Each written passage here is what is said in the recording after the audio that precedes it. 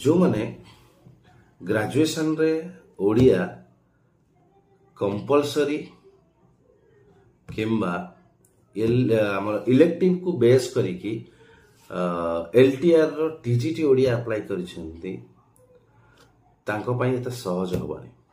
मु देखिली सिलेबस जेते सिलेबस 30-40% नहीं ओडिया ऑनर्स जदि ग्रेजुएशन नहीं सेथुरु आ पीजी जदि करथिबे ना 100% सिलेबस कवर हो जाउथु।